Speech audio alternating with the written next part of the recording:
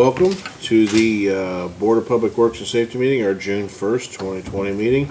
We'll stand and start with the Pledge of Allegiance by Mike Bishop. I pledge allegiance to the flag of the United States of America and to the republic for which it stands, one nation, under God, indivisible, with liberty and justice for all. Mr. Hopkins, will you please come lead our invocation, sir? Well, it's good to be with you today. Thank you. Finally. God bless you. Let's bow together. Father, we just thank you today for the love that we have for you and the love that you have for us. You don't love us because we're good. You love us because you're good. And we just thank you that these that are present here today are working for the good of our community and to help our citizens have a better quality of life in the affairs that they go through every day. We thank you for their service. Bless their families as we go on with the agenda. In Jesus' name, amen. Amen. Thank you, sir. Thank you, Eric. Appreciate it.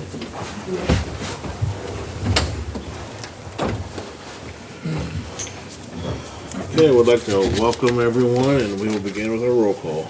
Brian Daub, Present. Mike Bishop, Present. David Nutty, Present. Jim Barrett. Okay, it is good to be back in our council chambers. Yes. It's nice to see people face to face versus on a computer screen.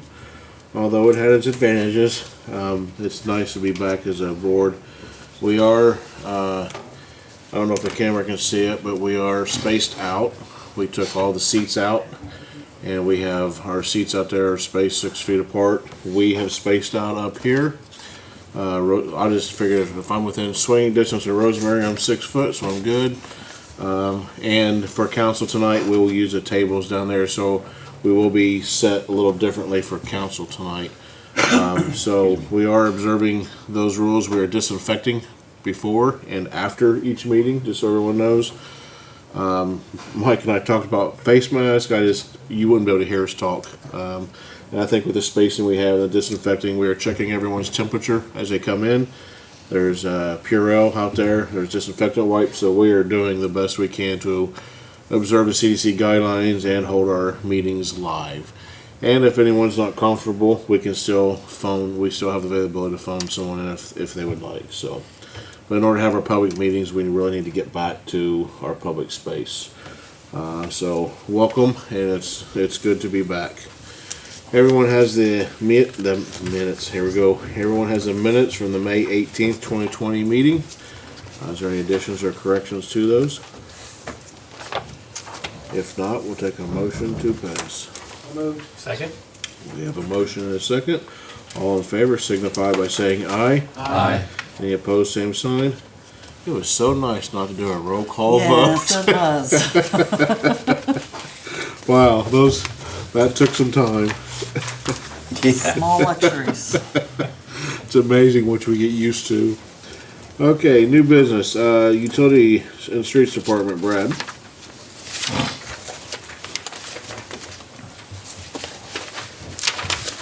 Okay, first I got a new trash toter to add at 802 Western. I'll make a motion to accept that. I'll second. There's a motion and a second. All in favor signify by saying aye. Aye. Any opposed, same sign. Passed. Approved. The next thing is the proposal of a engineering services from Strand. We're beginning to work on our phosphorus removal at the wastewater plant. Our new permit takes effect today, and in that permit they give us 3 years to get within a limit of 1 on phosphorus, and we're at about 1.2 right now. So we're slowly beginning the process of deciding what chemical we're going to use and where it will be injected in our process. And over the next 3 years, we will implement that process and get it up and running. So this is the beginning stage. They're basically studying exactly how to do it, what we're going to use to do it. It's my understanding that over the past few years, IDEM has been telling us EPA is going to require this soon. So everybody has to do it. They're gonna be required it. So now it's, We got very lucky when we redid our permit last 5 years ago. They were just starting to talk about phosphorus, so we had that whole 5 years, but we started to plan for it because we knew in this new permit there were gonna be some limits in it somewhere, so here we are. Brad, are we retaining the jar tests or the samples, or how are we gonna keep those if we're keeping them? That's a technical question that I don't have the answer to. We haven't got that far along in the process yet. We're just, right now, they're jar testing to decide where we are in this process to decide what kind of chemical we need to use. So, going forward, I think that we will do it and probably have an independent calibration of that test, good idea, but we haven't got that far yet. good idea. I see we have a proposed fee of $14,000 on here. Has that been paid or is it in there? No, that will be over the next 6 or 8 months as they do this study. We'll pay it out a little bit at a time probably. So we will, Thank you. if we agree with this 14,000, will you, maybe this is a question for Rosemary, will you need to even come back to us as they ask for a little at a time throughout the year? No, you'd be giving us permission to spend the Okay. 14 at some point, Yeah, correct? that's good. I would encourage everyone, even Dave, I know you work there, but since even all the work's been done, I went and toured the wastewater facility. I was like a kid in a playhouse. I mean, it was amazing. I've been to that facility before, but it's been a long time. Just go look at it and look at the technology, and then let Brad explain to you the history behind. There's a plaque in there with the guy's name on it, who's from Connersville, who actually designed all that. And back in when they designed that was sheer genius how they did all that. It's you don't realize how big of a facility and how state of the art it is until you go walk the tunnels, go underneath places where you normally don't get to go. And it was a really eye-opening experience. Let you know what we always see is a lot of money going to the wastewater facility treatment plant. Go take a look at it and you'll see why. It's a really nice state-of-the-art facility, and they do a wonderful job maintaining it, by the way. We can take you down there anytime anybody wants to go. It's an interesting place, and we have a lot of smart people working down there. It takes You do. some pretty smart cookies to run that. You got that whole lab, everything. I mean, and it's wonderfully maintained. But if you ever want to see it and wonder why, man, it seems like we spend a lot of money down there. Just go look at it, and you'd be amazed what that facility can do and what it does do. Brad, I have another question. Would it behoove us to vote on this $14,000 today, or has it already been approved? That's what we're going to do. I didn't know, sorry. So, any other questions? I would make, if no other questions, I'd make that motion that we That's accept really this I'll second. up to $14,000. I'll second. We have a motion and a second. All in favor signify by saying aye. Aye. Any opposed, same sign. Approved. A few other things we've got. I want to let everybody know, unless he changes it, the governor's ruling will allow us to start shutting people off for non-payment of their water bills. If I remember right, we maybe have a couple dozen people that have got substantially behind. We intend to, I'm looking at what those balances look like and try to come up with a reasonable monthly payment. Maybe we'll let them pay 1/4 of the bill or something off each month in addition to their regular bill or something like that to get caught up and try to keep them on. So we'll probably be sending out a letter near that July 1st point and let people know they need to be calling in and making payment arrangements or we'll be shutting them off. So I'm just kind of warning everybody out there, if you got a late bill. A lot of those people have tried to make payments and keep them in a reasonable amount. There's only a handful of people that haven't paid anything for this 4 months. So just want to let you know where that stood. At the street department, I'm hoping you'll give me permission to trade the old sweeper. I made a deal with the company we bought the new sweeper for. They're going to take that old one off our hands and trade us about a year's worth of brooms and brushes for the new sweeper. I bargained pretty hard with them, but we got about $2,500 for it, worth of brooms and stuff, and that was as far as I was lucky to get that, I think. Very. But it's got a good engine on it, so I think mainly they just wanted the motor. So I'm hoping you'll let me trade that in and they'll come get it. I don't know how soon this arrangement came up to your attention, but Just a couple of days ago, because I was haggling with them on Yeah. how much they were gonna give us for it. because in the future, I'd like to see that presented to us in writing. So we have, well, like EMS has the things they want to take off of inventory. They have a list, a spreadsheet, and photos. Okay. So, thank you. With agreement with Dave, I'd like to see the same thing. I'd like to see a list of actually what we're getting in return for the truck, other than, I don't like verbal agreements. You don't have to approve it today, then if you want, I can get that together for the next meeting. It's not that big to do. I mean, I'm not. As long as that doesn't hurt that, The only thing I like is them getting it out of our garage so we can put another piece of junk in its place inside.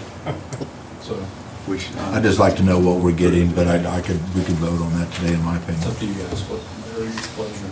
I'll make that motion that we approve it today to allow him to trade the old sweeper in for the parts. You provide us with, to these gentlemen's proposal request, a hard copy of what the deal was. Okay.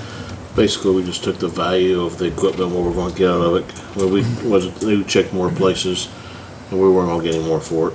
So we just took what we needed in brooms and traded the numbers for numbers. So Good. that's really all it was. I'll let you know though. We'll bring it to your We're attention. not responsible for the transportation, correct? No, Larry? they're not picking it up. We got a motion and a second. We did have a motion to it. Did we have a second? We have a second? Yes.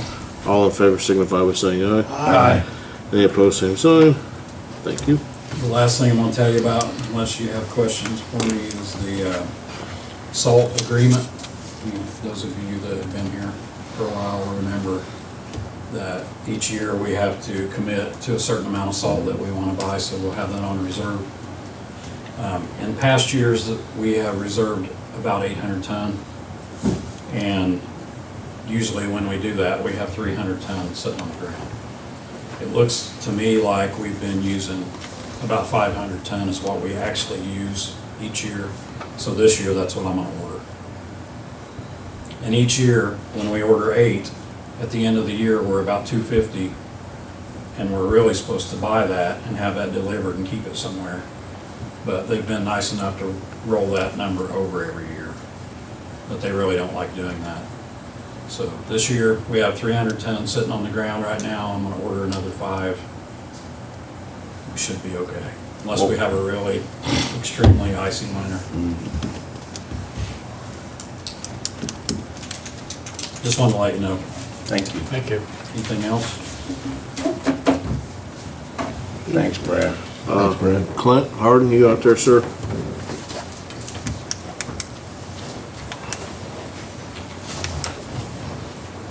Hello. Hi, Clint. I was just trying to increase the space and figured, even though it's a lot cooler in here than it is out there. I think everybody should have, I sent 2 pages, 2 different requests, and then a spreadsheet. I'm not sure what you want to do first. I guess I could do the equipment first. I put a very lengthy letter, because I didn't know if I was going to be able to be here in person to answer any questions, so I was trying to get as much outlined as I could. You stay in a building for 60 years, you tend to accumulate stuff, and I'm still trying to sort through it, figure out what is good, what is not good, and get rid of the stuff that we don't have a use for, and all it's doing is taking up space. There's some computers. The best I can tell, they were 2003 models. I asked Mike King about them. He said he doesn't, I said, do you want parts? He's like, not from a 2003. The only thing he wants is the hard drives for destruction. Radios, we've got, and I meant to bring one. There's one that is called a handy talkie. It's got to be from the 60s or 70s. I mean, it was in a box, but most of this is no longer P25 compliant. So we cannot reprogram them, we cannot use them. Most of them have very very rough lives over the course. None of these are in use currently? None of this is in Nothing use. on this list is currently in use? No, and hasn't been for many, many years. So we don't have to buy anything to replace these? No, Okay. no, this is just flat, getting rid of stuff. Okay. Batteries, most of these are defibrillator batteries. They've got a lifespan because they're constantly being recharged and drained and recharged and drained. They've got a lifespan of about 5 years. A lot of these were bought 2010-ish, so they're well past their normal life. There was 3 chargers I listed. A couple of those chargers charge batteries that we can't even get or use anymore. So there's really no sense of keeping the chargers around. And as far as like reselling that part, nobody uses them, so you're not gonna get anything out of them. And then the second page is the 3 Furno cots. These were replaced over 10 years ago. They're probably close to 30 years old. You cannot get them serviced anymore. Cots have a limited lifespan of about 7 years. You can go past that, but they're not warranted past that. They don't protect you against the liability past that. These have a 500-pound weight rating. We, on a fairly regular basis, are over that. That's why we've got the new cots that are 750-pound weight ratings and are power. These are not power cots. And they're just all aluminum. We've also got some scrap metal, some old conduit. So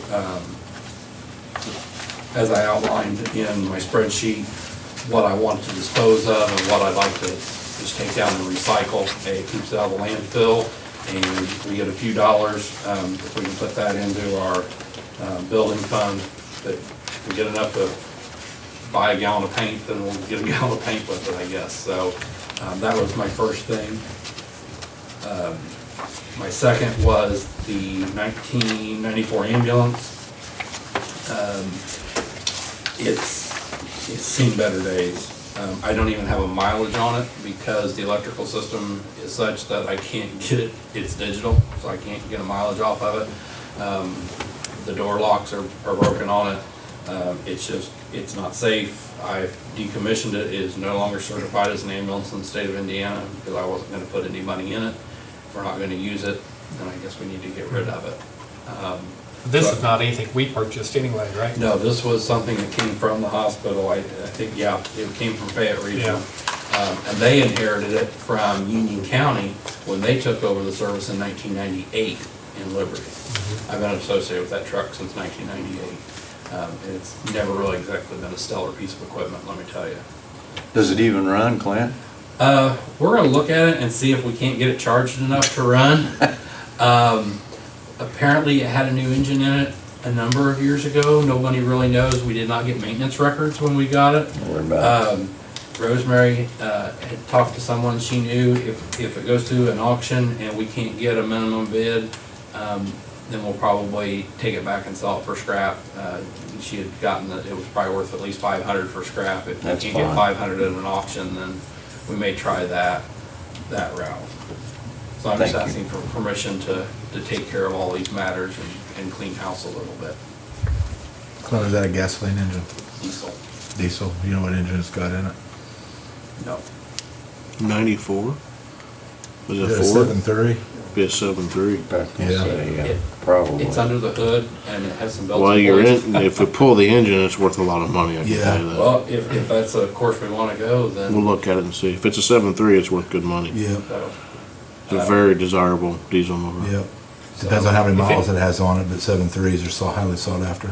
If it's gonna cost additional money, just try to get more money out of it, I'd say let's get rid of it. I mean, we can look at it and if you think there's We'll look a at it. way to, Yeah, but Dave, you're looking at several $1,000s difference. Yeah. So if it costs $1,000 to pull it, 7.3s could easily go for $6 or $7 grand. Well, I mean, or it's worth the sell money. with the stipulation that, hey, you're buying it for the engine only, I don't know. It depends if it's an aspirated diesel. If it's not, then if I it's know it does not aspirated, have it's a not worth turbo on anything. It does or It does does not? not have a turbo. So then it would be an ISO, so it wouldn't be worth much, but I'll look at it. Do you even know if it's locked up? I mean, will it, It ran the last time that, when they moved it over there, So beyond that, I don't know that much about it. I mean, I know it's history. That's fine. But Well, I'm not a mechanic. so- May I make a suggestion to you? While you're doing this house cleaning, just get it all and get it done with and get it out of your way because it's taking up space and you got some environmental hazards in there, probably those batteries and stuff. Get rid of it all. One-time fix. I If agree. you need to come back, come back.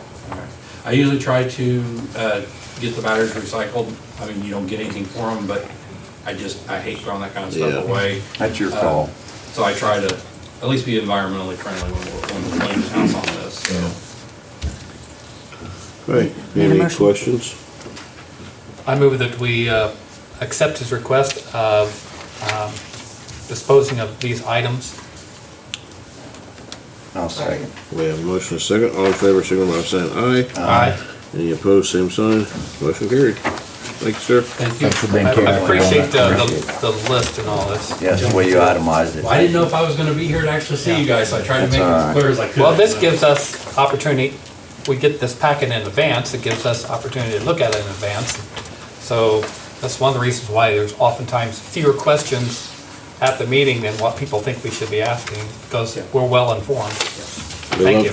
Love the duct tape on the seats too. Yes, don't you like that? Matches.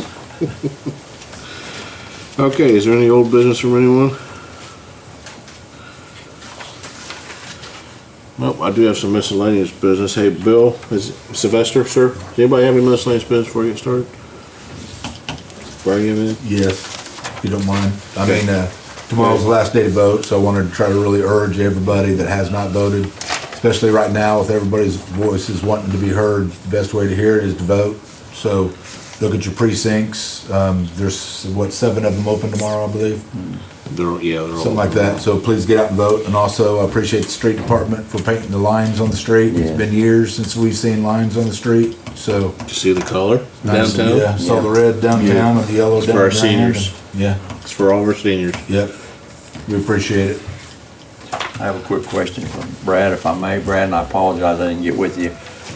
Who is living, on accounts payable, registered claims, who is Living Waters Company?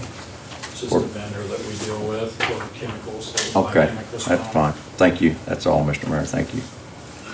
Okay, Bill, you need to come up here, sir. This is Bill Sylvester. He's works with Apex Benefits. I don't have anything for you, and I'll tell you why, but I am going to be asking for permission to move forward with our health insurance.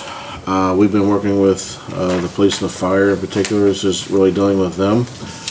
Both sides are in agreement. We've looked at everything. We've put it out for bid, and I even had some local people, but no one's really come back to the table. Bill came back. It's not saying bad, but this has been I started this process my second day in office, in case you want to know, about not fighting, but trying to work through our IAC Medical Trust, and I thought it'd be a little smoother and easier. It has been an absolute nightmare, I can tell you that. Bill helped me through the process. He understands it very well. He understands the IAC insurance very well, it's a well-built machine, but it's very tough to get out of, for one. They've made it so it's almost impossible. Whoever the marketing guru who built this thing needs a high five, because he was a genius. He was even more of a genius for getting anyone to sign this thing. But anyway, I'm not knocking the past, because it was perfect for what we needed in the past, for whatever happened in the past. The full intent was, and the design was good. But it hasn't really progressed to where it was designed and intended to go, from my opinion. So we are looking forward to switching here. The reason I don't have anything is I've been looking through past ordinances, and it seems to me that it's not an ordinance, but it ties to our agreement with wages. But I am not going to ask for permission to move forward, because we think we have a good number in savings. But there's still some caveats we're trying to look into with past medical history. And the reason I say that is, as soon as we pull out, we are responsible for any medical bills not incurred. And that's what we're trying to find the numbers to. I don't agree with that, but that's how they got it set up, so we are liable. but we think we can get a good handle on those numbers, and Bill's really working on those, getting those numbers. He's a guru behind it. I don't understand it. I just ask for the numbers. Even if we pull out now, we're still pretty confident we have some savings ahead for the rest of this year. So in together, just by looking at next year, Bill, correct me if I'm wrong, we're about, I was expecting a little more, but there's some caveats to that I had to learn. We're at about 680,000 for next year. Is that about right? Potentially. Potentially around. Correct. See, we have a hard time getting set numbers because IAC is not giving us information like they promised us they would. A cost of 680. The savings of about 680,000. I'm gonna rephrase that a little bit. Go ahead. If I may. Excuse me, Bill, what is your job title exactly? I'm an advisor at Apex Benefits. Apex Benefits is a health and wellness benefits broker only. So like most insurance agents here have car insurance, homeowners insurance, four-wheel vehicles, property and casualty, risk management. All we do is Thank you. benefits. Thank you. Bill, what's your, Sylvester, Okay. S-Y-L-V-E-S-T. okay. I got introduced to Bill through the county. Also want to ask the mayor, we started out by saying we have been working on this since day 2. So you have a committee, you said we. Me, the attorney, and Bill. Okay. When did you come involved, Bill? It wasn't right in January. I was really fighting with them, and then I called Bill for some questions because I knew he knew the answer with the medical trust. And when I asked a question about the medical trust, and no one knew any answers. He did. A lot of people aren't familiar with the medical trust at all. There's reasons for that, but Bill knew the answers. He's dealt with some of the issues before. He has the county health insurance, which is how I got introduced to him through the county. So, but that's where when I started calling Bill for some advice on the medical trust because no one could give me answers but this guy. And it's a tough. Well, the unions gave me they understood a little bit, but the contract. I had the attorneys review the contract. Everyone's reviewing this contract, and it's a tough contract. And unless you understand the benefit side of the contract, it's kind of reading Greek to me. And I get the contract side, but when you start mixing in the medical side and the health insurance side, I was lost. So he helped out tremendously on how to work through the things, decipher things, get the information, which I thought would be easy. How many times was I on the phone with their attorney? They finally gave up and I had to speak to their attorney only. And I knew I was in trouble at that point because nothing was going to happen. And I argued and argued and argued with that attorney to finally get to the point where they would start getting some information out. Very frustrating, to be honest about it. Very frustrating. But not taking anything away from Bill, but he gets the insurance side. So I forget the question now, but. Oh, well, you said $600 and some odd thousand in savings, and it's because claims are the claims, and they vary from year to year and day to day. It's hard to give a dollar amount to the savings. But under current conditions. So what we did is one of our partners in this went back and repriced a year's worth of your claims through and compared it to the trust, and they said that your cost in a 12-month period would have been $674,000 less than they actually were had you been in this program. What year of claims was that? 2019. So the year 2019. He's got a whole program laid out.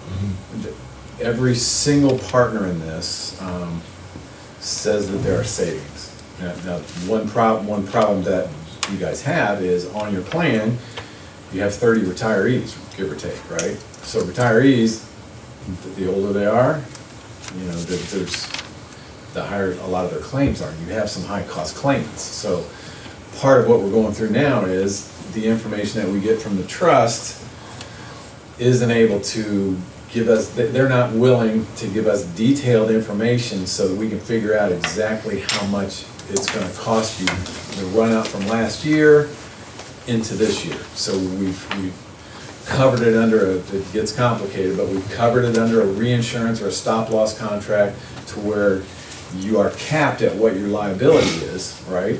But we just don't know what how much those payments are for claims that have come in, that will come in May, June, you know, all of a sudden those have to be paid by you with the risk being capped by reinsurance. We just don't know exactly what those claims are yet. Does that make sense? So those claims come in and you have to pay those claims covered by, that's capped by reinsurance and some other tricks up our sleeve. And meanwhile, the new claim, so it's not like you're doubling up because your new claims that come in January, or I'm sorry, what would that be? July, August, September, you won't be billed for those claims in those July claims until a couple months from now. Does that make sense? So there's a run-in amount. It's all mud. I understand what you're saying, but does it make sense? I don't think so. This is the Greek part to me. Because it'd be my opinion, if you were covered under IAP and you had an operation, but you didn't get billed for 3 months later, they still owe it. But Well, and see, Dave, I was on the same thing, but the way the contract's written, we can't do that. Here's your choice. You either get out now and take the risk, or you wait 8 months. They won't let you out for 8 months. At that point, you can't get any quotes. They know that. And Can't get in what? you're not gonna be able to get quotes for 8 months out. So here's what complicates it. Here's where the trust, and actually other trusts as well, like for school trusts, they have you over the barrel because you have to request to get out of the trust by, was it May 1st? So in April. We signed an agreement to get out, but they're holding that agreement. If you have to do that by May 1st, before May 1st, to get out of the trust at the end of the year. Yes. The way insurance works is you can't go get solid quotes until you are within 2 to 3 months of the renewal. So they make you say you're getting out, and there has to be a leap of faith to say, okay, we're getting out. What's to say it's not going to be more expensive? So what we've done about 3 different ways is we've shopped reinsurance for a July 1 new plan, right? Exit new plan. And so the reinsurance came in to where you are capped at a lower rate than you're actually spending now. So you are definitely going to save money. It's a matter of how much, okay? There's another, so you're capped right there. So we've got reinsurance quotes to say your costs are going to be less. Your admin costs are going to be less. Your admin claims, right now you don't get any pharmacy rebates. So for your prescriptions, when we take you out of there, you're going to get somewhere between $20 and $40, maybe $50,000 worth of rebates, depending upon your prescription spend of money coming back to you. So there's a few ways you're going to save money, okay? There's a few ways we've calculated it out. At none of the ways we've calculated it out is it going to cost you more money if you get out in July. It's not here. The only thing we have to button up is we have to figure out exactly what the run out claims from last year are going to cost you. And we still think, even with some of the high cost claimants that you have right now, it's telling us your spend is still going to be less than it would be if you stayed in the trust. I don't know if that's helpful. In a good model, you were saying 674. In a bad model, what are you looking at? The worst case scenario in the next 12, for only 12, in the next 12 months, the worst case scenario is right now your costs in the trust annualized are, depending upon your enrollment. So depending upon your enrollment, right now it's 74 employees, so we'll go with the 74 employee number. Your cost is going to be, for sure, between 2.25 and 2.3 million. So it's going to be that. If you stay at 74 employees, it's gonna be $2.25 million, because that's what your premiums are, right? If you come out of the trust, you are capped, your maximum liability is $2.1 million, right? And where the reinsurance carrier expects you to be is $1.8 million. So over the next 12 months, you'll save money. Plus, you gotta add into that pharmacy rebates that will be coming back to you to a minimum. Anthem claims at a minimum of $20,000. I think it would be more than that with the program that we have. One of the things with I've been talking to some of the commissioners, everyone, because this is what the county has. Our plans are a little bit different because we have some different options in our plans, but options are options. But they've saved a tremendous amount of money, and it just keeps saving. The more educated they get, the better the savings are. That's the thing. It's going to be some time educating everyone how to use it, how to do different things, and the savings just keep coming. So give you a little bit of history with the county. The county, 2016, 2017, 2016, I gotta go back, 2015 or 16, I can't remember the year. The county's spend was 1.4 and some change million, okay? Their renewal first came in at 1.7 and some change. We came in the first year, it was with this program, it's not an easy program, but we came in with this program and we said your spend will be $900,000. It stayed somewhere between $800,000 and $900,000, maybe $925,000 at the most for the last 3 or 4 years. So the costs have gone down and remain flat or continue to go down. Mr. Mayor, I have a question. What is your confidence in it if we get out of it at the risk that we can get back in it? The risk to get back in. Yeah, it will be accepted in the other insurance. You'll never see me sign that contract. I'll never go back to that contract. Even if you think this is, if you think this is a bad program and the costs in this go up, there are still other alternatives that are less than that to go back to. So you're not stuck in this forever. It's more than just a trust. I have some concerns about the longevity ability of a medical trust. They've never been, they keep saying they're stable, but I think the long term of a trust, unless you take on the entire state, which is not going to happen, just because the rates are just going through the roof. Mm-hmm. When I told people what we were spending per employee, they about felt, people didn't believe me. I was on the phone with Martin Thornton, and I was talking to them about it, and I told him what we were spending per employee, and he's like, there's no way, you're joking, that's impossible. And it's ridiculously expensive, and it's impossible to get out of, but I'm concerned about the management side, because who was in that Zoom meeting? Was anyone here in that Zoom meeting? The last Zoom meeting, I guess, no, I guess not. They thanked me for bringing it to their attention. And then across the board, they're doing. I'm like, why are you not automatically doing this? Mm-hmm. Why should I have to fight with you and bring it to your attention that your rates are too high? They didn't even understand when I said the per employee cost. They didn't even understand it. They didn't know what it was. They just see the end number.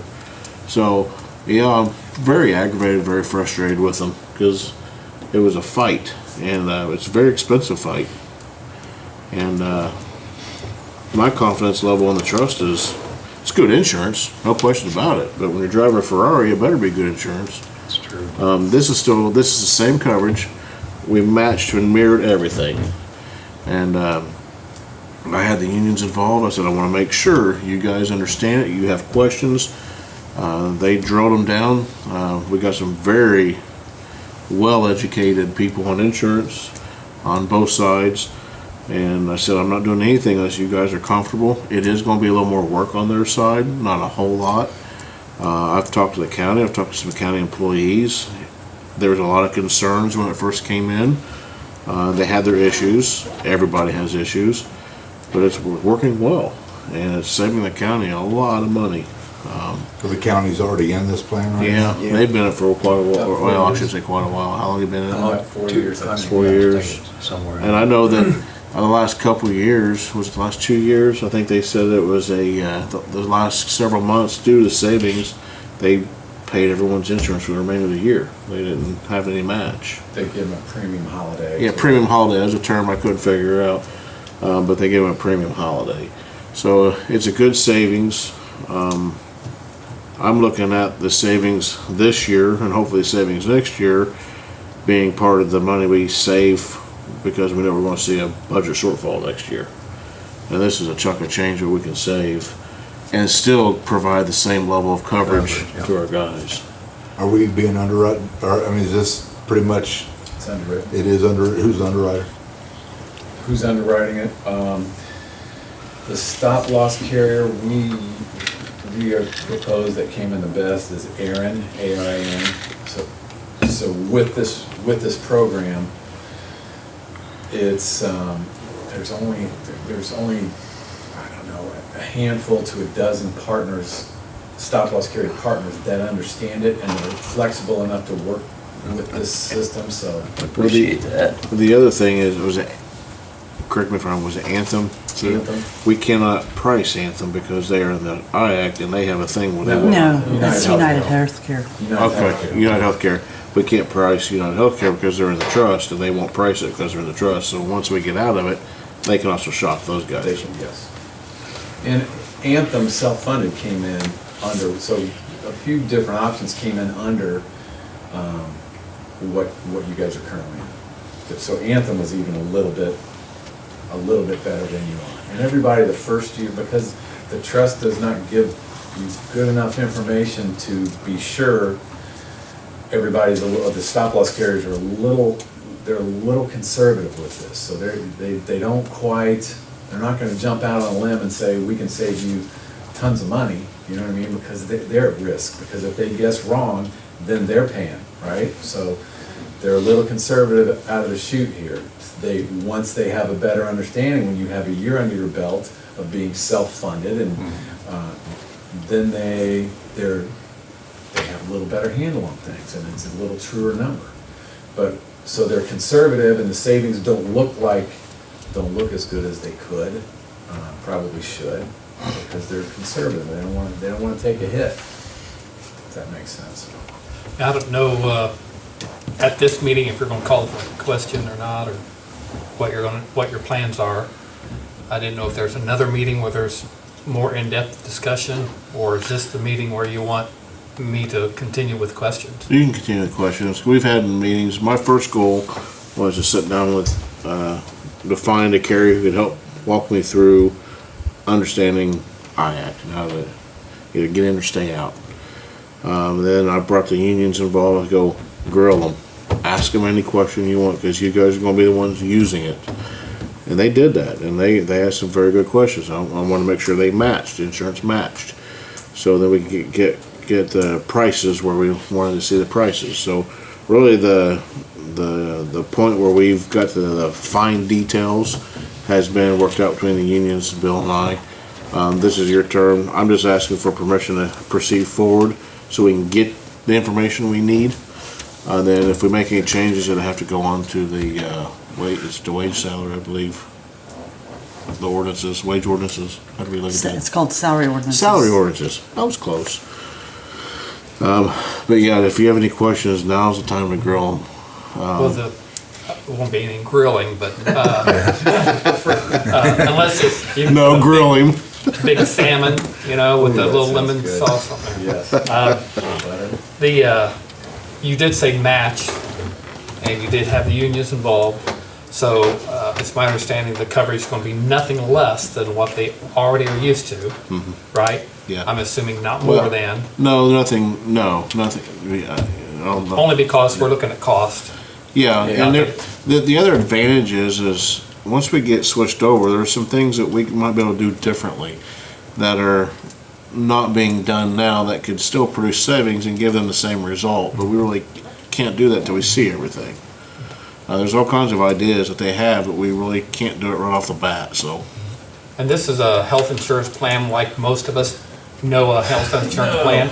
It's, No. it's not like City of Connersville is putting money into a big pot and small incidental things they have to pay, and you only go into the pot when it's big. And Nope.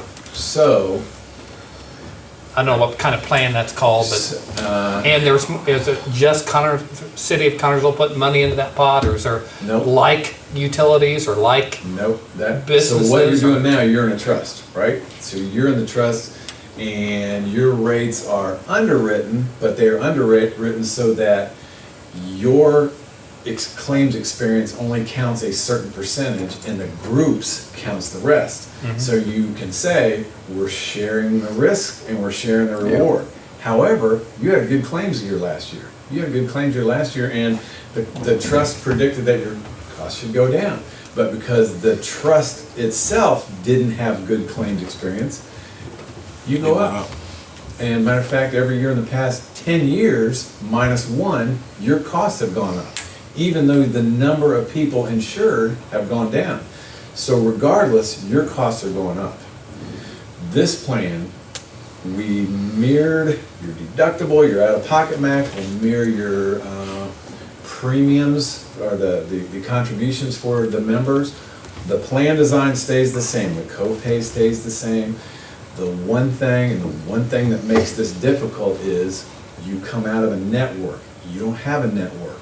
So if the way you are now, United Healthcare has pre-negotiated discounts off of billed charges for the claims that you have at all the hospitals you go to. This, the same thing that the county has, you don't have a network.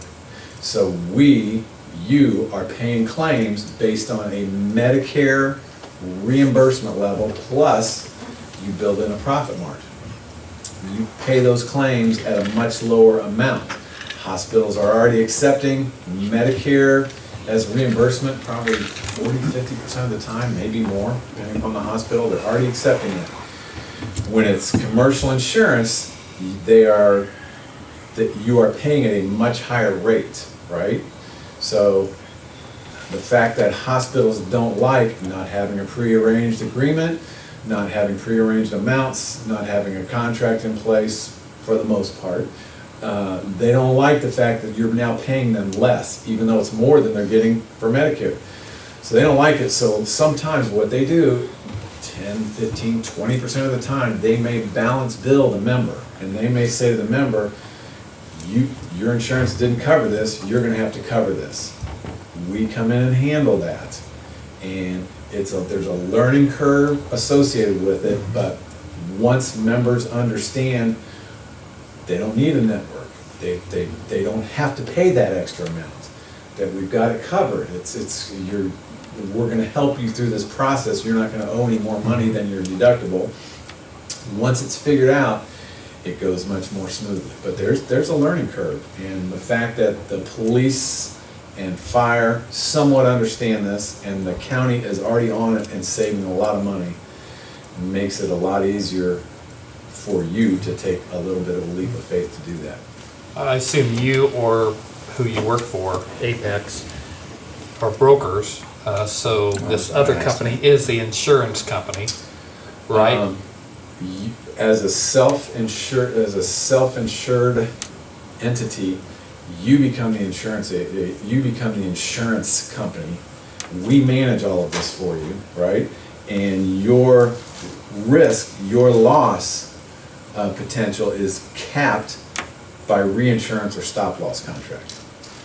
The trust does the same thing. Your claims, they cap their risk by purchasing stop loss or reinsurance. So each individual is capped at a certain amount, and the group as a whole is capped at a certain amount. So if an officer or a fireman or their wives or somebody has questions, or the clerk in her office has questions, who do they go to? Us. Okay. We have, so we assign a first person of contact for you that's the same as the county. So Angela Overman, who I work with, She's the first person, if you guys have a question, if there's a problem, if a member has a problem, you call us, you call Angela, you call me, and we will get you to the right people, or we'll walk you through the process. Either way, but you call us.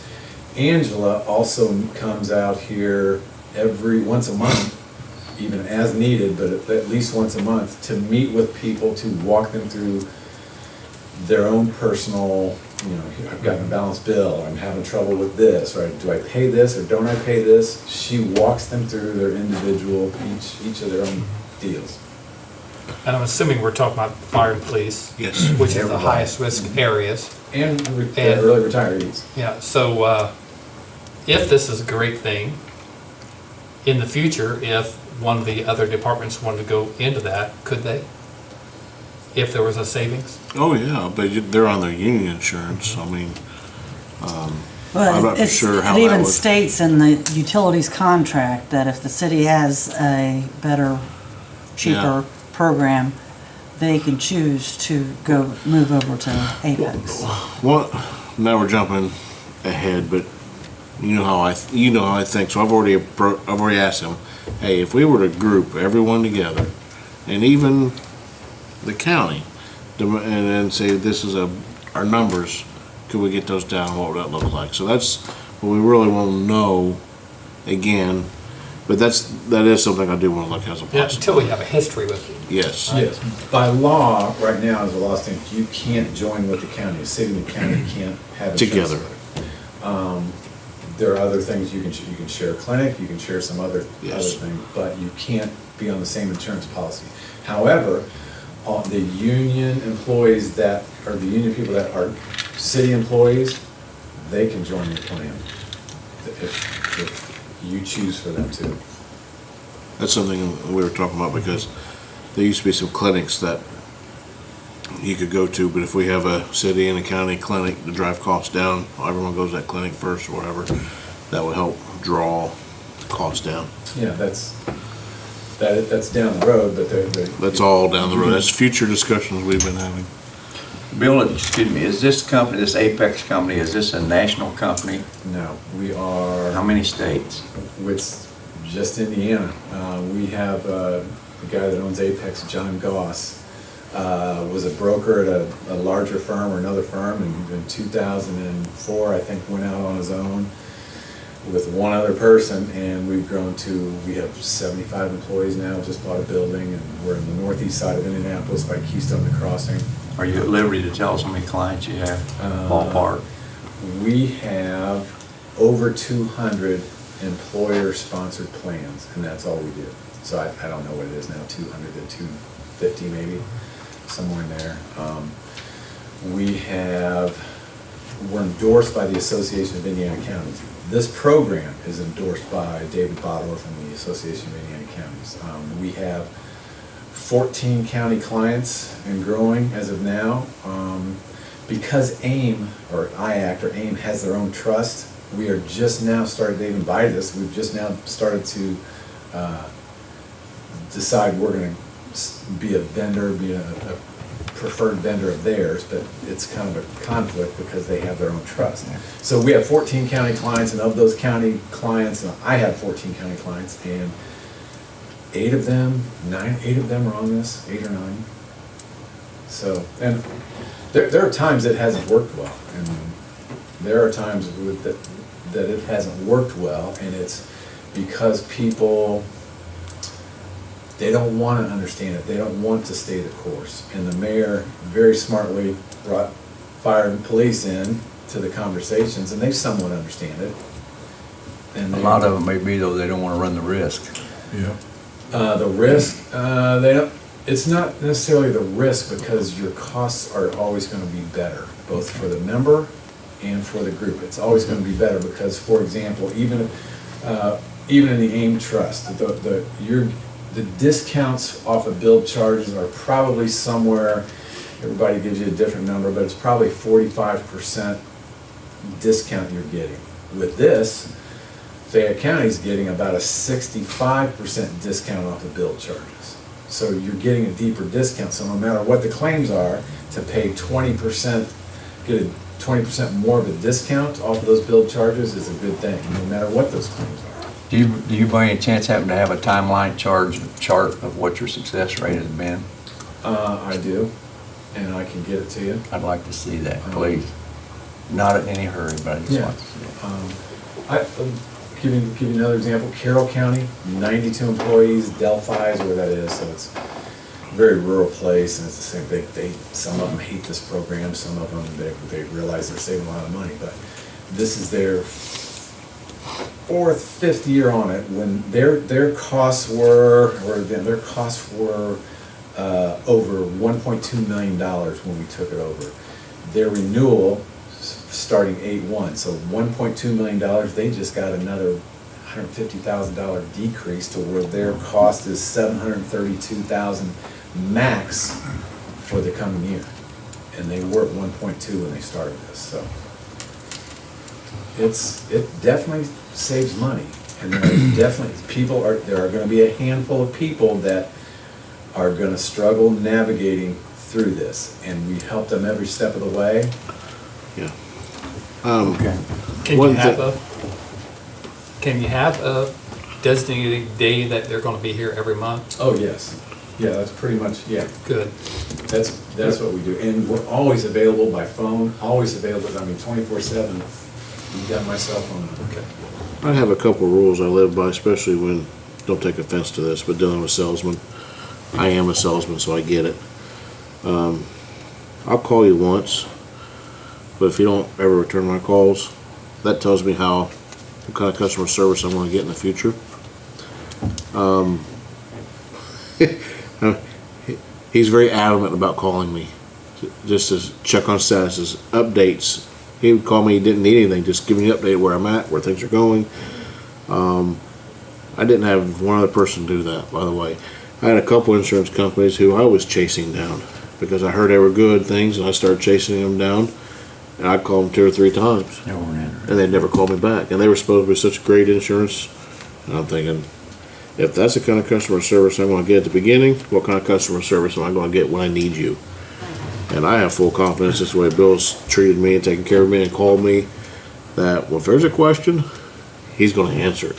He never failed. Well, I didn't say he never failed to answer his phone. Even if he didn't answer, he called me back immediately.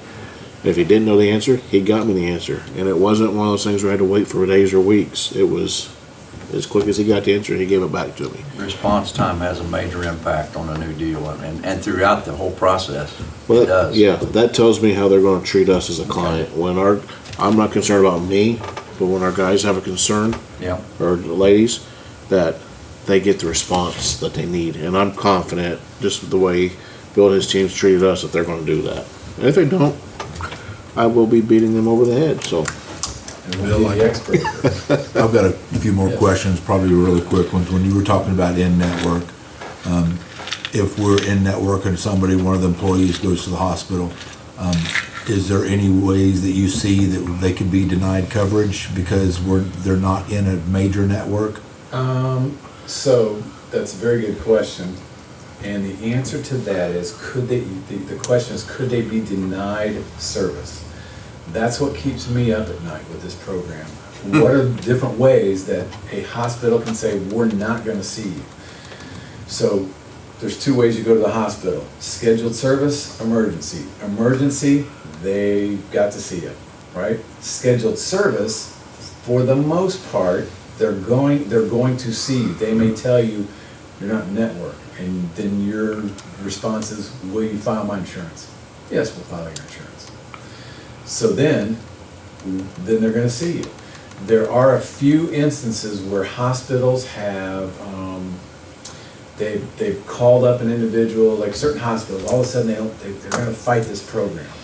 And they call the member the day before and say, we don't take your insurance, you're gonna have to bring a bag of money, with you for this service. And in that case, we step in and we either do a single case agreement, or if the cost of that single case agreement is more than you should be paying, then we're gonna go to the mayor's office and say, hey, so-and-so wants to have this done at this hospital, do you wanna make an exception to your plan and pay that single case agreement? Sometimes we advise you do, sometimes we advise you don't. And it depends on the nature of the surgery or the procedure, whether or not it's, is it vital? Can they go somewhere else? How far along are they in the process? So it's a very good question, and generally people get seen. Generally people get seen. Sometimes certain hospitals will try to scare you that they won't see you. Generally they get seen. Because there is a concern that, one claim could wipe out all the savings that we would expect to see in a year.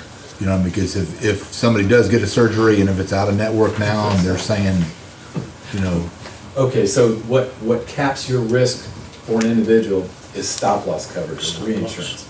So in your case, we shopped a $75,000 reinsurance to where you have a claim and it's $1 million claim, which is possible.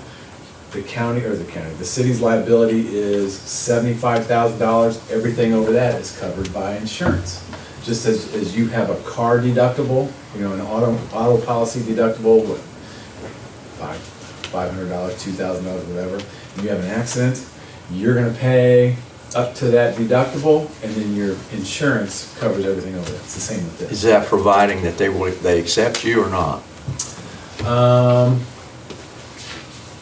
Well, they wouldn't bill you if they didn't accept you. Are you sure about that? They couldn't. If they didn't accept you, If they're not doing a they should service, they're not gonna bill you. So if they did the service, then they're gonna bill for you. So you go to the hospital, or if you go to the hospital and have something done, I see what you're saying on the back end. Mm-hmm. No, if you go to the hospital and have something done, and it ends up costing you $100,000, right? I see what you're saying. So, if that's the case, it's only going to cost the city $75,000, right? They could balance bill you for the rest and go through the process. They could balance bill the member for the rest, and then you go through the process, and the member's not going to pay any more. Really, you're not going to pay any more either. It's The member has to dispute the balance bill? The member does not have to dispute the balance bill. We do that on the member's behalf. So the member gets balance bill, the member turns it over to us, actually one of our partners, and we handle it from there. You pick up the balance of cost. We don't pay it, we defend it. What happens if you don't win? When you say don't win. Well, my point is, that if we go back to the $100,000, you've got the $100,000 bill, and then there's a question of $25,000. They go to you, the insured, and you can't get the provider to agree. What happens? Who pays the $25,000? Does the city have to pay If it? it's over the stop loss amount, no, the reinsurer pays it. Okay. So let's say it's $1 million claim, we pay $75,000 because that's, Then they dispute the amount that's paid, right? They challenge the amount that's paid, and they say, we want the whole $1 million. Right. It's still covered under the reinsurance or the stop loss. So the city is out no more than $75,000. My other question is, how much would the city be out for 74 employees on the stopgap thing? What could that be, that figure in a year's time? So that in a year's time, for this coming year, get back to that page. Your maximum liability, your all-in liability with 74 employees and their families or whatever on the plan, your all-in cost is $2.176 million, $2,176,000, which is still lower than you're paying now. So, Let me ask these gentlemen, police and fire, do you or have you heard from in your department what they think of this? Because it's been introduced to them, right? For us, as the police department, there was several of us that sat in on the meetings, and none of us had a problem with it. We thought that it was very comparable. And listening to his discussions and laid out in a PowerPoint presentation, it's easy to follow, and for us, we don't see the city or employee taking any risk whatsoever with it. What about fire? Yeah, I agree with Officer McCreary, myself and one other member of our union that's very familiar with insurance sat in. It was basically just questionnaire meetings so we could get familiar with the plan that they were proposing, and for the most part it was apples to apples, and we understood everything he discussed, but obviously this is a it'd be a contractual issue, so any further discussions would have to be discussed with the unions. Of course, neither one of you represent that union as in the final say-so, but if we go through with this and we bring it to the unions, just your opinion, do you think that they will say, let's do it, or we're staying where we are and then we have to rethink all this? I would advise you to have maybe another, informational meeting and invite the whole executive boards of both unions, I think. Like I said, I had myself, which I'm pretty familiar with the insurance we have now, and then one of our union members is very familiar. So we were able to ask a lot of questions. Being the past union president, I'm very familiar with it, but as far as, wanting the whole union to agree with changing, I think the biggest issue would make sure it's apples to apples, that the guys wouldn't be losing any coverage. But the person you had with you, doesn't he think so? Right, It was? yeah. Yeah, I think, they agreed that it was pretty much apple to apples, so. And you? And the same with us. Yeah, because I wouldn't want to proceed with this, but the unions say, we're Yeah. gonna stay where we are. That's why we're looking for permission to move forward, so we can start getting the information we need, so we can make good presentations to them to get all this done. But we have permission to move forward before I can get some of the information that we need as well, because he's got to talk to all the union people to see, there's a lot of information we gotta gather yet. Well, I don't really see no problem with moving forward with it, because if my understanding of this is after a year, if it's not working out, we can move to somebody else. Yeah, and one of the reasons we're kind of pushing now is the timeline of everything with the COVID hitting. We think now is a good time, because a lot of elective procedures did not take place. And we kind of think that now is a good time to start moving forward. That's kind of where we're bringing this now. I didn't want to wait till the next meeting, so let's go ahead and bring it now. Permission to move forward so he can start doing his work, so we can start getting some stuff laid down and set in stone. So elective procedures that were held back, does that mean that end of this year or next year, they're gonna have a lot more than Don't know the the answer. average year? Don't know the answer to that. What my concern was those will be covered. The ones when we say no, we're liable for. So that's what I was real worried about, is now that elective procedure, we gotta pay for the whole thing. Where the ones down the road, they will be under the insurance, and that was my concern. Are you looking to start July 1st or January 1st? July 1st. Oh, sorry. Then we need to move on that quick. That's why I wanted to bring it today. That's why it wasn't in your agendas, and I know it was a last minute topic, but I was on the phone with Bill Friday. It was a Friday. I So said, you're gonna require this is- our office to go through like 2 open enrollments this year? And this board does not realize what that entails. I mean, we cannot get all of the firemen and the police officers to turn their open enrollment stuff in a timely manner once a year. And so we're gonna be asking them to do it twice this year.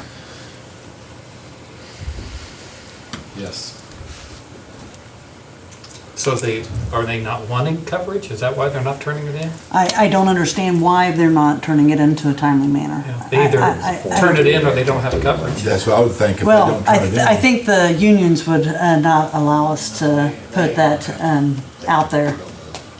No, so what we have to do is we have to call them, and then we have to call them, Oh. and then we have to call them. Shouldn't have to babysit adults. No. You're correct. Is it, you've got experience, is there an easier way to do this? No.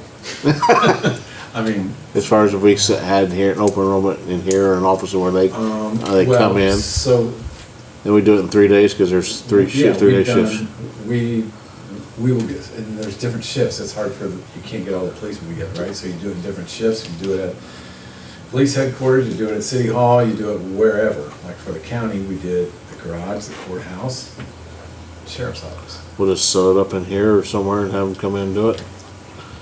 Well, the clock's ticking, and more time we waste talking about it, the less time Let's we proceed have to with it, work Mike. on it. I need a motion. I'll make that motion. I mean, I've got a lot of questions. I'll be honest with you guys. I mean, I've got a bunch of questions on this. This is health I agree insurance with for the whole county. Not the county, we're a city. I mean, the whole city. And it's only half of the city. It's 74 of I the, understand that, but health insurance for one or health insurance for 1,000, to me, it doesn't matter. right, but just, I mean, if we're moving forward, is that just moving forward just to be able to find out more information? Or are we moving forward, voting today to move forward to get out, To implement it. to start implementation? Because to me, I'm in agreement with, I can't remember which one said it, Dave or Jim, is that I think that I would want something from the unions in writing Oh, we'll get that. to be able to say that the union will agree with this, because if not, we're gonna, No, we gotta Correct me get, if I'm wrong, the unions is gonna have to vote on this. right? that's what I'm saying, the union's gonna have to vote on it. So if the employees say no, then we're gonna be like, what are we gonna do now? But they can't do that till we get this thing moving forward and get all the information together, correct? I'm pretty sure that the firefighter's contract states that the coverage will stay the same.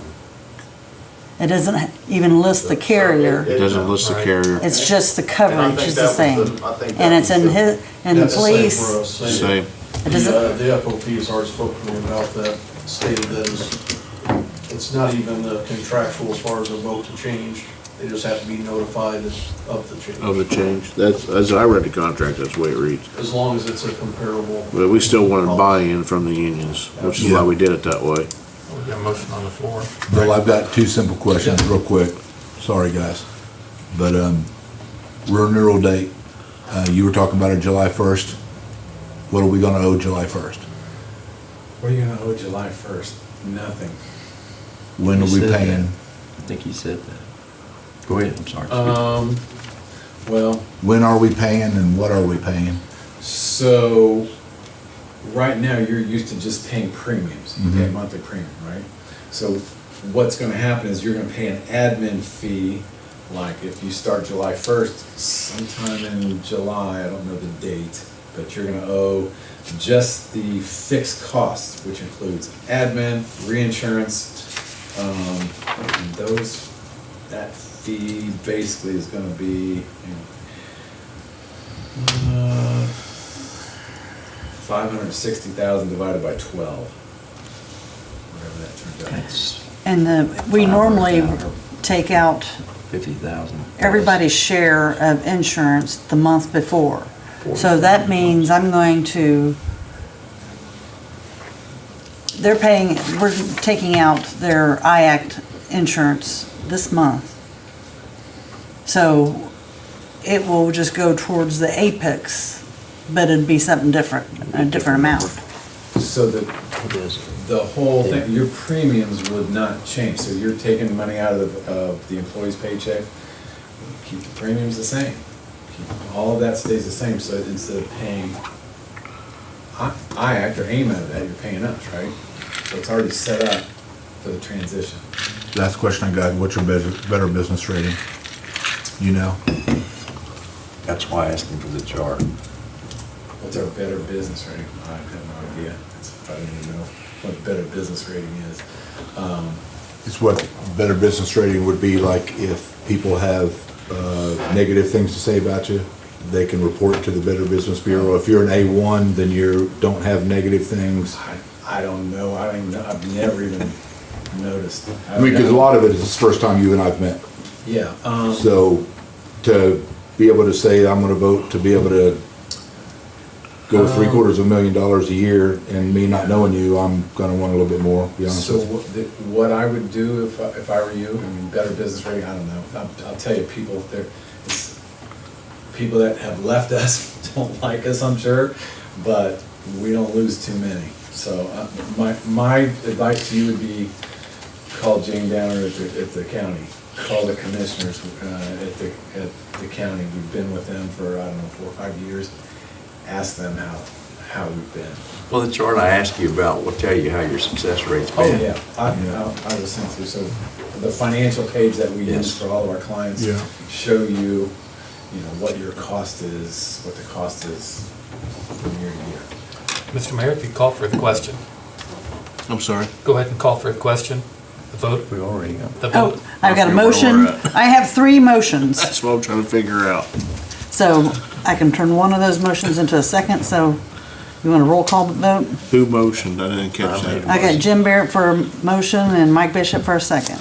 Okay, and the motion was for? Motion for- to Proceed. Proceed. Proceed for information. We gotta get information so we can, I gotta get all the unions, I gotta get a lot of information yet, but we wanna get moving so we can call for a vote, so we can get this by, hopefully, if everything goes together, by the 1st. That's the goal. Are we gonna have another vote before to say yes or no? Or is this the yes or no? Is that even, do we even have enough I time?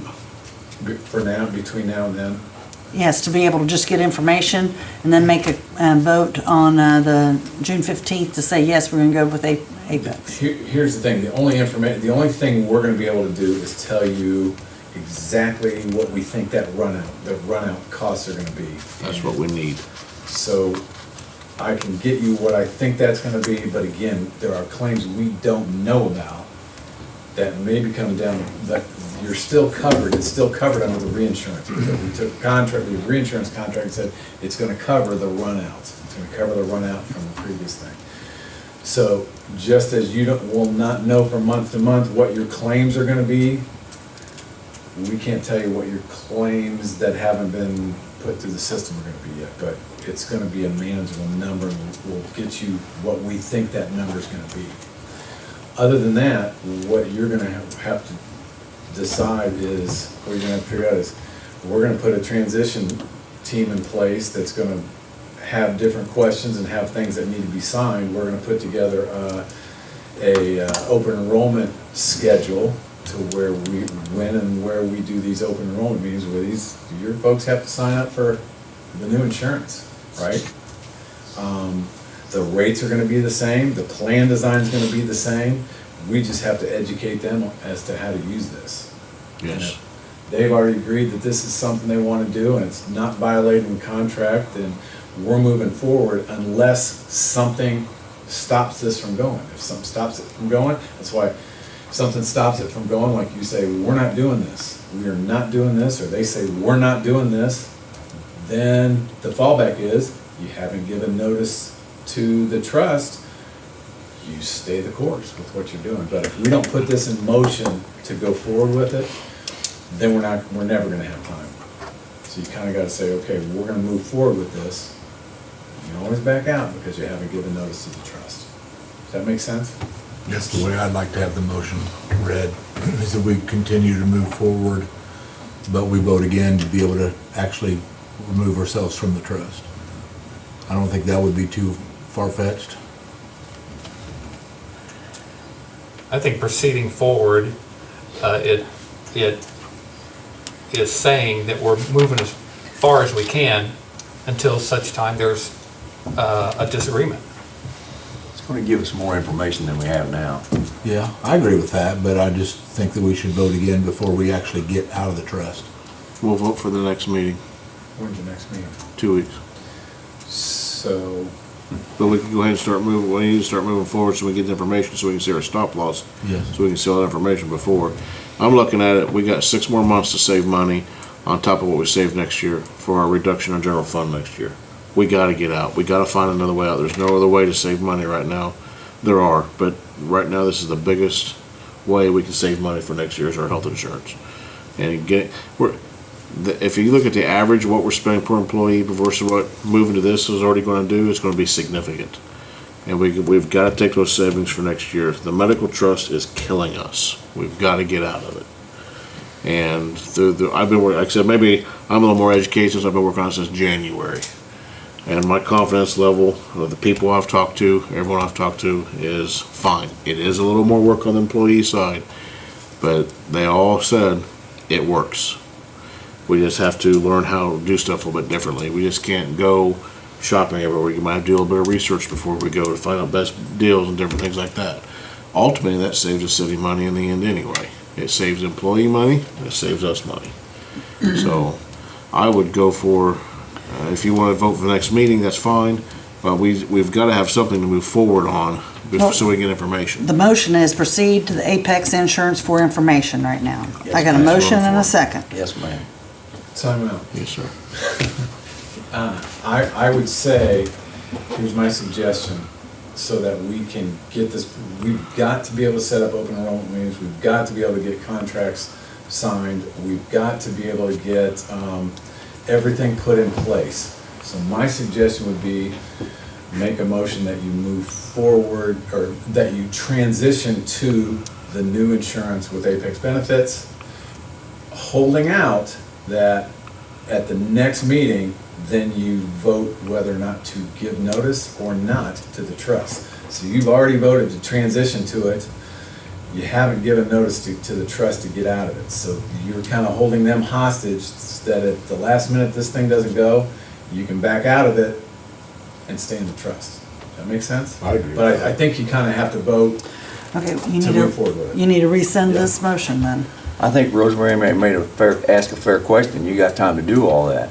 We have time to do all this, but we don't have much time to spare. So in other words, Does Mike and Jim send that thing? You guys need to rescind the I'll motion. make a motion to rescind. So will I. Sorry. Okay, so we have a motion to rescind. All in favor, signify by saying aye. Aye. Any opposed? Same sign. Okay. New motion to do exactly what Bill just said. to transition to the new insurance with Apex She's Benefits. Hang on. Is Personally, that saying we're committing? No. No, we can still pull out. You're committing to going forward, but you've not given notice to the trust, so they can't kick you out of the trust, right? You're going forward as far as you can go with this, to setting up open enrollment meetings, probably have an open enrollment meeting, so that we can get new cards issued, we can get you up in the system. However, if you don't like it and you get cold feet, something happens between now and then, you have not given notice to the trust. Your next meeting is, do we give notice to the trust or not? If you don't, you stay in the trust, you say Apex, paying sound. the only thing that keeps us out of the Apex insurance, although I know that's not your insurance, but is finding out what the two groups are gonna say, right? So can we get their votes sometime real soon? We will start working on it. Because I'd like to give. Under the union contract, they just have to be advised of a change. They're not gonna be required to vote on it under the terms of the contract, as I remember, and I think you just mentioned Correct. that. I just think it would help to throw information to them, Sure. to help them understand what's coming. Yeah. Yeah, we'll do And that. that shouldn't be a problem at all. I think you'll help, I'm sure, Bill. Yeah, But so- I'm at a position where everything that I've heard, I think I've grilled you enough. So I think that we should proceed even with proceeding to tell IAC or AIM that we're no longer part of their trust. I'm okay with all that. I would hold off on Yeah. telling the trust. Yeah. For I two don't want to reasons. do that. You get less cooperation from the trust when you tell them you're breaking your contract with them and leaving. Right. You get less cooperation than we're getting now. You get. Which is get already, zero. which is already bad. You will get zero. So that's the last card you play. You proceed to changing your insurance to Apex Benefits, and you hold off on notifying them until you're darn sure that this is gonna go. You don't have to get another vote, right? Just give them full information. Right, and then next meeting, 2 weeks before you're getting out, you can give the trust notice, or you can say, no, this is not going well. We'll stay put. I know you've already said all that, but I appreciate you telling me that again. It's just, ask my wife, she's got to tell me a few times. So do we need a new motion then? Yes. We need a motion. I'll make the motion. What's the motion you want to say, Rosemary? Please. I'm not making the motion. You guys are making the motion, so That's what you I'm- tell me. Correct me if I'm what- wrong then, Rosemary. I'll make a motion to proceed with Apex Benefits on gathering of information but not making the final decision on removing ourselves from the trust. Is that I correct? thought you already had it wrote down, the reason I asked you. No, transitioning going to Apex. I've written so many things Transitioning going down. to Apex. Okay, second. Second. All in favor signify by saying aye. Aye. Any opposed, same sign. Okay, motion carried. Thank you. You and I, if you could hang out for a little bit, I'll be done here in about 5 minutes. And And then- if any of you have, Yeah. you got more questions? Yeah, I'd like to get Thanks a for your card and be time. able to talk to you. Appreciate it. Get your card. That's fine, whenever. Yes, Thank you. Thanks. He'll be here afterwards too, so. Just hang out in my office if you need, Bill. You know, everyone has a letter here from Barnes and Thornburg. It's a COVID-19 response and CARES Act reimbursement. Did everyone get the email? This came in later. This was why it was not in your packet, but I wanted to make sure we started on this quickly. This is Rick Hall. He happens to be the attorney working with us anyway on the Wazetta issue. This Jaleesa had said there's grants out there. There's a couple grants out there, but Rick is involved with this one. He's going to look through, and I don't know if I can explain everything as good as Jaleesa can and Rick can, but basically he's going to make sure that there's monies out there through the COVID. He's going to find it and make sure we get what we need. His fee comes out of the grant itself, so it's not coming out of our general fund, which is minimal. I think $2,500. it was not much. It's $2,500. We had $2,500. Rick's very good. I don't know if you've ever met Rick. Yeah, He's yeah. brilliant, and he's going to chase this down for us. So he's going to work with everyone to make sure everything happens. Rick's good, put it that way. So So he gets recouped from the money his money comes from what he recoups on the grant side, Okay. so it's not coming out of our side. So everyone's got that, you've had time to read it, is there any questions on that? I just need a permission to move forward with this. So moved. Second. I have a good night, my brain just went You have dead. a motion and a And second. a motion, I could not say motion. That's all right. A motion and a second, all in favor, signify by saying aye. Aye. Any opposed, same sign. Motion carried. Thank you very much. Wow, my brain is shot. That's what insurance does to you. It makes Yes, you it dead in the head. Okay, Saturday, don't forget, everyone, the parade starts at 11 at the high school. We will be coming down 44, come down 3rd Street, basically, come down Central Avenue, going up Park Road, then going back down Grand. So please, I'd like to have as many red lights and fire, police, street, whoever wants to come in and do that with us would be great. Have the community on the side just cheering everybody along. Some parents have asked about the flags. After the parade on Saturday, we will be taking the banners down on Monday. So Brad, if we can make that happen, so parents can start picking up their banners.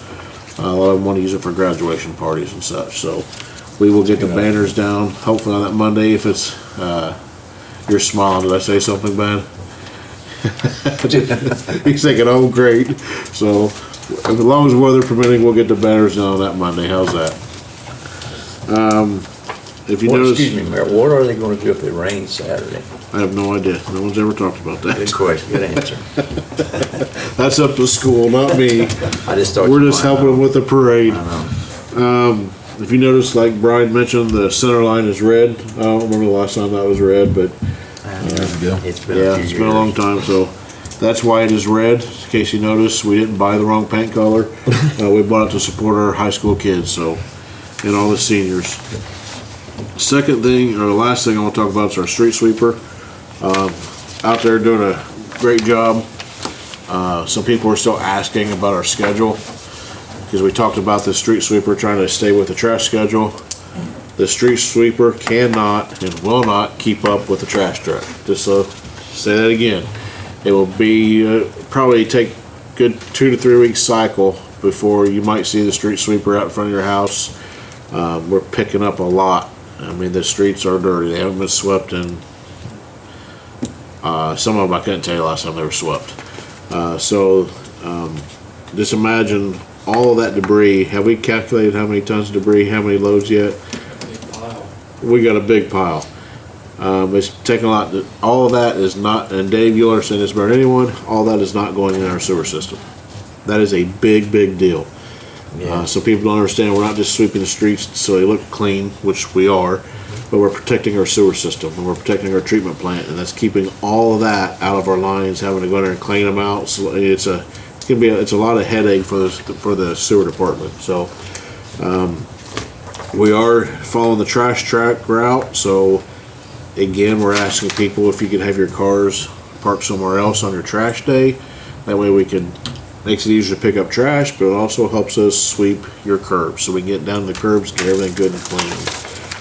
But that machine's going to get a good workout here, getting the initial cleanup. So, and it is going to be very, very dusty the first time.